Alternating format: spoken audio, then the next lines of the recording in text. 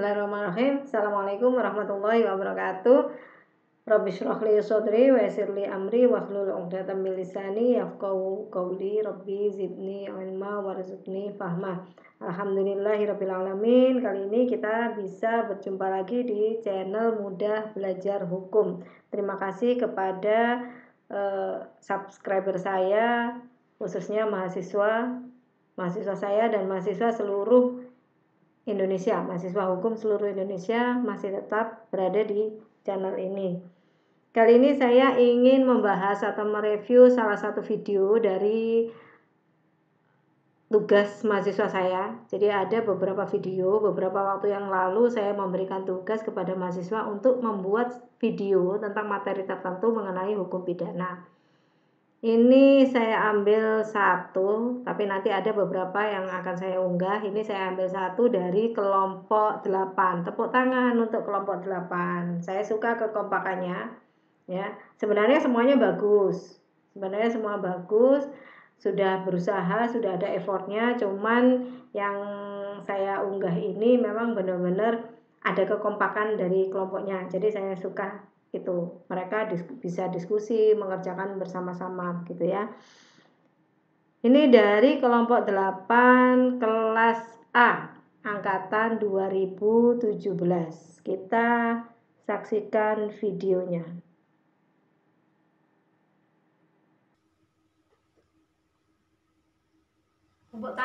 Assalamualaikum warahmatullahi wabarakatuh.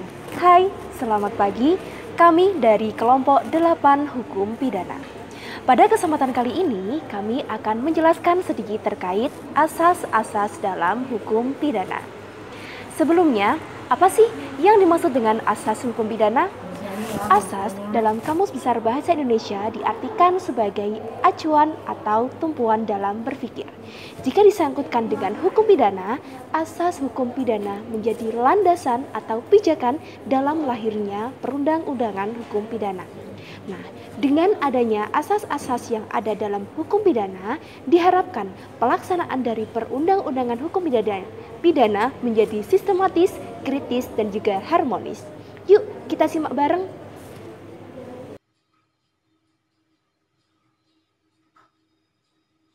Ya baiklah, di sini saya akan menjelaskan tentang yang pertama, asas pertama yakni asas teritorial. Nah, berlakunya perundang-undangan menurut tempat itu sangat penting eksistensinya. Untuk apa? Untuk menentukan sampai di mana undang-undang tersebut berlaku bagi suatu negara. Tugas kelompok 8 adalah mencari asas-asas dalam hukum pidana. Sebenarnya banyak sekali asas-asas hukum pidana, tetapi mereka mengkhususkan asas mengenai berlakunya hukum pidana menurut waktu dan tempat. Yang pertama adalah asas mengenai berlakunya hukum pidana menurut tempat atau biasa disebut dengan locus delicti. Nah, yang barusan dijelaskan adalah mengenai asas teritorial. Sebenarnya ada 4 asas, yaitu asas teritorial. Nanti dijelaskan semua di dalam video itu. Asas teritorial, kemudian yang kedua asas nasional aktif, yang ketiga asas nasional pasif, dan yang keempat asas universal. Saya akan jelaskan apa yang dinamakan asas teritorial. Pasal 2 KUHP mengatakan ketentuan pidana dalam perundang-undangan Indonesia diterapkan bagi setiap orang yang melakukan suatu tindak pidana di Indonesia. Ini memfokuskan pada teritori atau wilayah. Jadi hukum pidana Indonesia bisa diterapkan kepada siapa saja yang melakukan tindak pidana di wilayah negara Indonesia. Hampir semua negara menerapkan asas teritorial ini ya. Misalkan warga negara Filipina atau warga negara Amerika Serikat atau warga negara Filipina, Singapura dan sebagainya, tetapi dia melakukan tindak pidana di negara Indonesia, maka hukum pidana Indonesia bisa diterapkan terhadap mereka. Ini ada kasus nyata TKI Indonesia yang gantung ya, digantung karena dia sudah membunuh majikannya di Arab Saudi. Nah, karena apa? Karena Arab Saudi juga menerapkan asas teritorial ini. Juga para pengedar narkoba yang mengedarkan narkoba di Indonesia dari luar negeri itu juga dihukum mati. Misalkan ada kasusnya Corby itu ya, dan lain sebagainya. Kemudian pasal 3 KUHP mengatakan ketentuan pidana perundang-undangan Indonesia berlaku bagi setiap orang yang di luar wilayah Indonesia melakukan tindak pidana di dalam kendaraan air atau pesawat udara Indonesia. Pasal 3 KUHP ini dinamakan perluasan asas teritorial. Jadi bukan hanya di wilayah negara Indonesia, di wilayah daratan, tetapi di wilayah laut itu juga, misalkan di luar wilayah Indonesia tetapi berada di kapal udara Indonesia atau kapal air, jadi kendaraan air atau pesawat udara maskapai Indonesia. Misalkan ada pembajakan ya atau perompakan di dalam pesawat milik Indonesia, pesawat maskapai Indonesia. Nah, itu bisa diterapkan hukum pidana Indonesia karena pesawat tersebut merupakan dianggap sebagai wilayah negara Indonesia. Ya, sama dengan kapal juga begitu. Kapal berbendera Indonesia, kemudian ada yang melakukan kejahatan di situ, maka hukum pidana Indonesia bisa diterapkan karena dianggap kapal itu adalah wilayah Indonesia. Oke, saya lanjutkan videonya.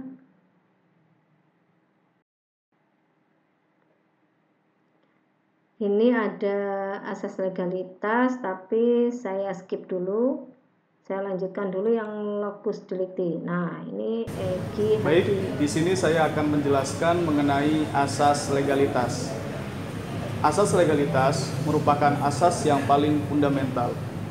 Asas legalitas juga merupakan asas yang paling penting di dalam tindak pidana. Mengapa demikian? Karena di dalam asas legalitas, suatu tindakan pidana tidak dapat diberlakukan tindakan pidana tanpa ada ketentuan hukum yang mengatur tindak pidana tersebut. Di dalam asas legalitas juga, di dalam bahasa Latin dijelaskan bahwa nullum delictum nulla puna sin prevalec. Tiada delik, tidak ada tindakan pidana tanpa peraturan yang mengatur tindak pidana tersebut. Saya lanjutkan. Asas nasional aktif. Asas yang kedua adalah asas nasional aktif. Nah, apabila WNI melakukan kejahatan meskipun terjadi di luar Indonesia, maka dapat dikenakan hukum pidana Indonesia. Jadi kalau nasional aktif ini titik tekannya adalah warga negara. Asalkan dia warga negara Indonesia, dia melakukan kejahatan dimanapun, ini undang-undangnya bisa mengikuti warga negara tersebut. Ya, asalkan diatur di dalam undang-undang. Contoh tentang bigami, pasal 279 tuh kalau nggak salah bigami. Nah, bigami ini diatur di dalam KUHP, itu dilarang melakukan perkawinan yang perkawinan itu sebenarnya ada hambatan atau ada larangan untuk seseorang tuh melakukan perkawinan itu, bigami. Nah, ini bisa dikenakan pidana meskipun orang itu tidak berada di wilayah negara Indonesia, tapi undang-undangnya yang ikut warga negara tersebut ya. Jadi titik tekannya untuk asas nasional aktif itu adalah warga negara. Saya lanjutkan asas nasional pasif. Sebentar kita lihat videonya. Jadi di sini saya akan menjelaskan tentang asas perlindungan nasional pasif. Asas perlindungan nasional pasif ini sendiri terdapat dalam pasal 8 KUH pidana yang di dalamnya adalah ketentuan hukum pidana Indonesia yang berlaku bagi semua tindakan pidana yang merugikan kepentingan nasional atau negara. Bahwa setiap negara yang berdaulat itu wajib untuk melindungi hukumnya atau kepentingan nasionalnya. Nah, ciri utama dari asas perlindungan nasional pasif ini sendiri yaitu subjeknya berupa setiap orang, tidak terbatas pada warga negara saja. Dan selain itu tidak tergantung tempat dan merupakan tindakan-tindakan yang dapat merugikan kepentingan nasional. Apa sih yang dinamakan asas nasional pasif atau asas perlindungan? Disebut juga asas perlindungan adalah setiap negara, jadi disebut juga asas perlindungan adalah bahwa setiap negara yang berdaulat wajib melindungi kepentingan hukumnya atau kepentingan nasionalnya. Jadi untuk asas nasional pasif ini titik tekannya adalah perlindungan terhadap kepentingan suatu negara. Kepentingan suatu negara ini ya. Titik tekannya adalah kepentingan nasional Indonesia atau kepentingan suatu negara yang harus dilindungi. Apa saja sih kepentingan negara yang harus dilindungi itu? Nah, itu ada di sini.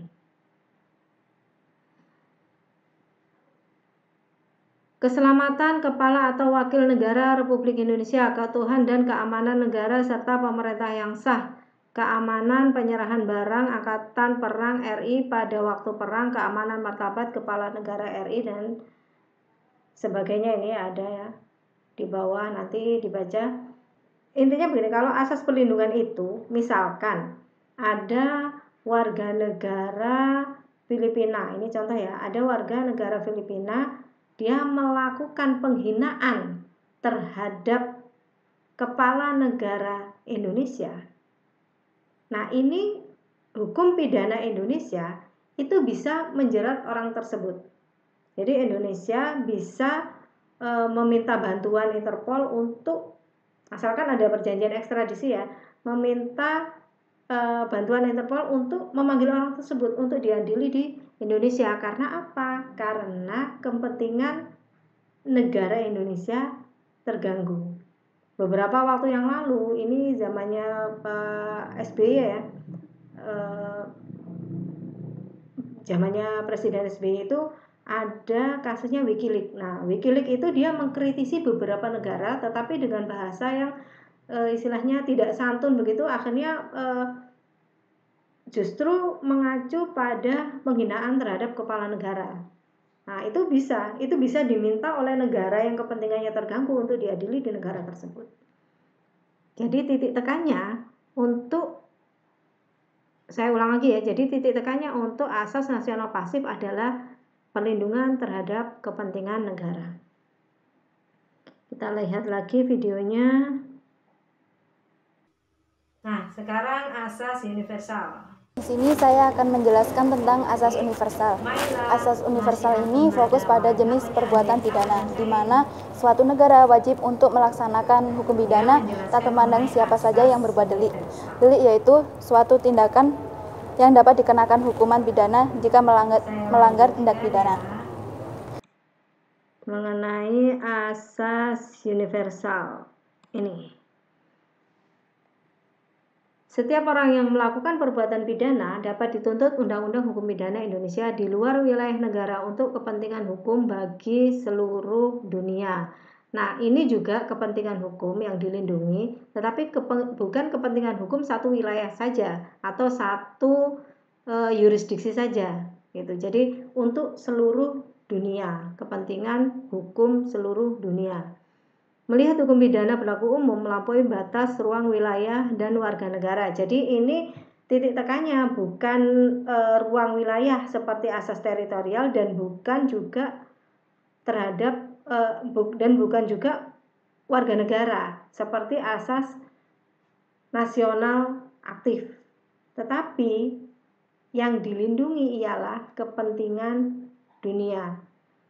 Asas universal juga penting untuk wilayah yang dia tidak mempunyai yurisdiksi. Jadi ada beberapa wilayah yang tidak punya yurisdiksi. Misalkan di laut bebas itu tidak ada yurisdiksi.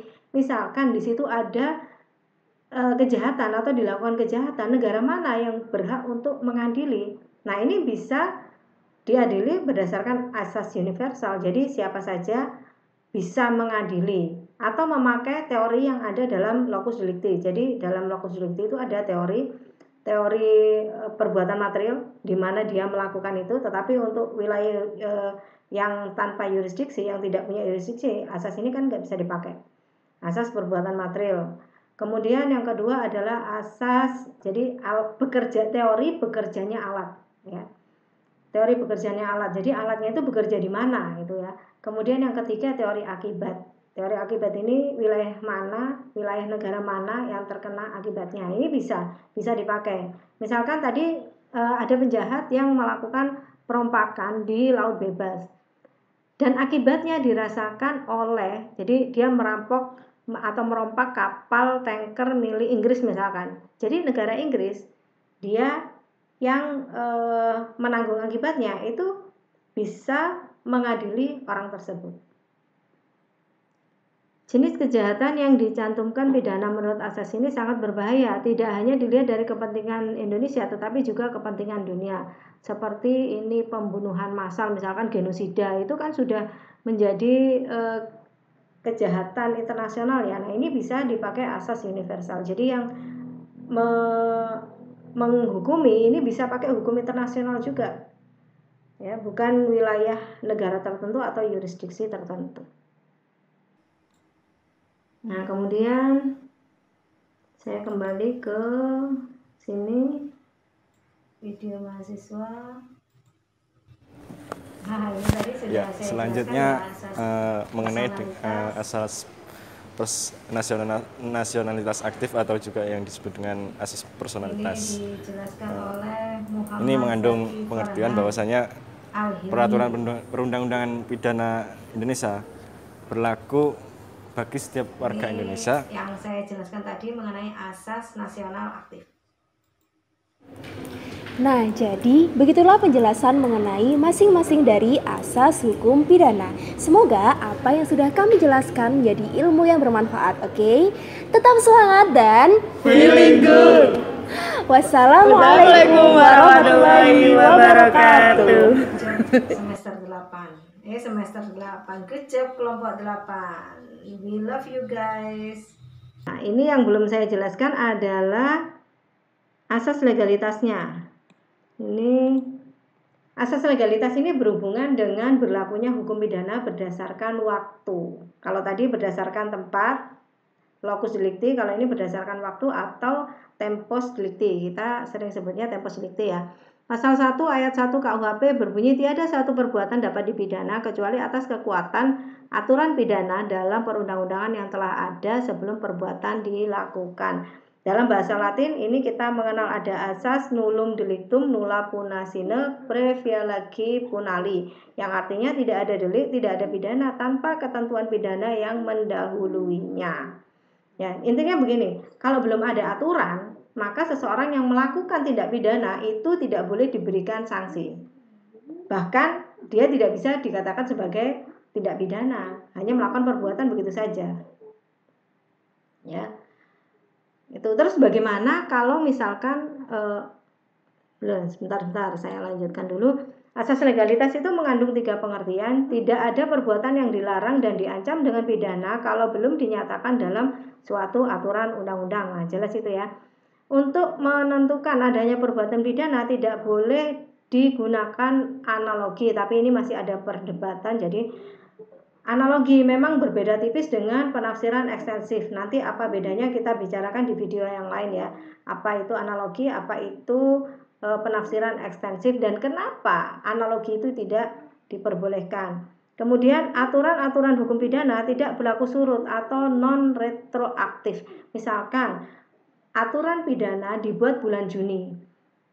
Ya, dibuat bulan Juni. Seseorang yang melakukan tindak pidana di bulan April itu tidak bisa dipidana berdasarkan aturan yang dibuat di bulan Juni tersebut. Jadi aturan ini tidak bisa berlaku surut begitu. Nah, ini yang berhubungan dengan asas legalitas yaitu asas transitoir. Asas transitoir itu begini. Misalkan seseorang telah melakukan tindak pidana di bulan April. Kemudian dia disidangkan. Di tengah persidangan ternyata peraturan itu berubah. Tadinya hukumannya 3 tahun misalkan, kemudian ini berubah hukumannya menjadi 5 tahun. Ketika dia di persidangan, jadi belum ketok palu ya. Nah, ini aturan mana yang dipakai?